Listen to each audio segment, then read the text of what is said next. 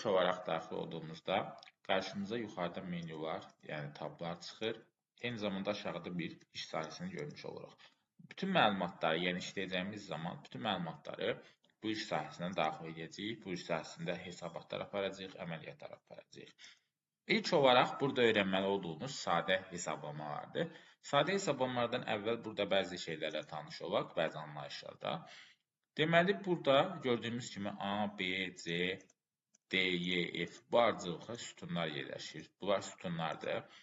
Və eyni zamanda birinci, ikinci, üçüncü, dördüncü, beşinci bu şəkildə sətirlər yerləşir. Bunlar isə sətirlərdir.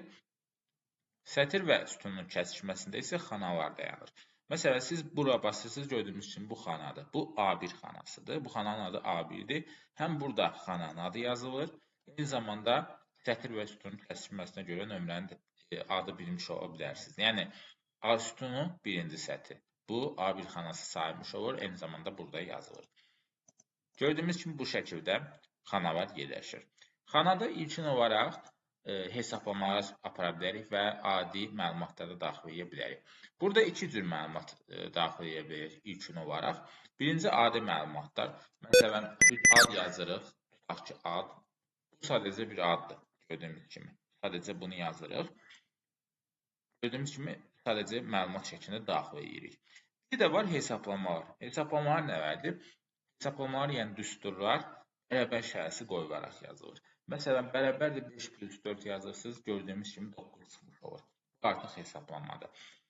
Deyim ki, burada bərabər qoymasa sadəcə 5 plus 4 yazsınız, bu adicə 5 plus 4 şəklində olmuş olacaq. Yəni, hesablama yox, adi yazı şəklində olacaq. Hesablama olması üçün mütləq əvvəlinə bərabər şərəsini qoymamız lazımdır. Bərabər şərəsi qoyduqdan sonra hesablama aparılmış olur.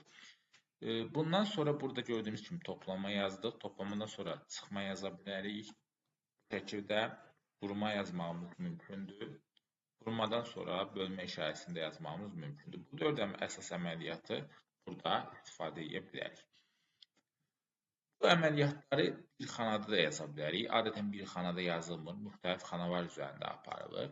Məsələn, tutaq ki, A1 xanasında 5 yazmışıq, B1 xanasında 4 yazmışıq.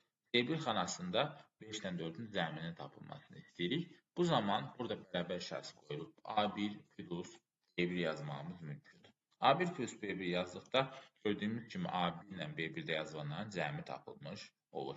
Kiçik də yaza bilərik, A ilə B-ni böyük yaza bilərik, hər iki halda işləmiş olacaq. Bu şəkildə gördüyümüz kimi hesablama aparmış oluruq. Burada belə bir şey də var. Məsələn, mən burada yazdım 5, burada yazdım 4. Toplandı. Mən burada yenə yazıram 6, 7. Yenə istəyirəm burada toplama həyata keçsin. Bunun üçün nə edərəm? Bərabər də A2 üstə gəlib B2 yazaram. Bu şəkildə tapılar. Ancaq belə bir məsələ var. Məlumatlar çox olduqda siz bunları bir-bir üsul şəklində yaza bilməzsiniz. Yəni, vaxt aparar. Bunun üçün belə bir şey var. Birinci sətir üçün düsturu yazdıq bu şəkildə. Bunu üzərindən tutub aşağıya doğru sürüşdürə bilərik. Baxın, bu şəkildə sürüşdürdükdə gördüyünüz kimi bütün sətirlər üçün tətbiq olmuş olur. Yenidən göstərim. Üzərindən tutub, belə sağda yandan plus işarəsindən tutub sürüşdürürsünüz aşağı. Bu şəkildə bütün sətirlər üçün hesablanmış olur. Beləliklə, qısaca bütün sətirlər üçün hesablama aparmış olursunuz. Bunun başqa bir yolu da var. Bu xanaları seçib Ctrl-D-ni basdıqda, Ctrl-D klaviatura üzərində bu şəkildə də hesablama aparmış olursunuz. Məsələn, belə bir şey yazaq burada. Məsələn, tutaq ki, alış qiyməti, məhsul var. Məsələn, gəlin yazaq burada məhsul, məsələn, çörək, alma,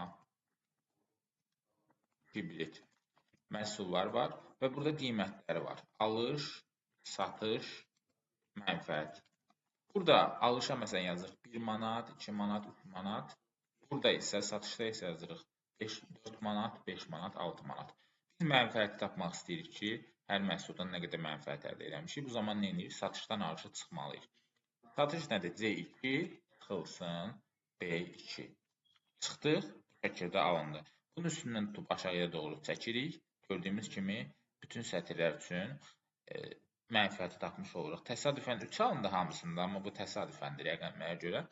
Real hesabatda fərqli rəqəmlər alınmış olacaq. Bu şəkildə sadə hesablamaları öyrənmiş oluruq.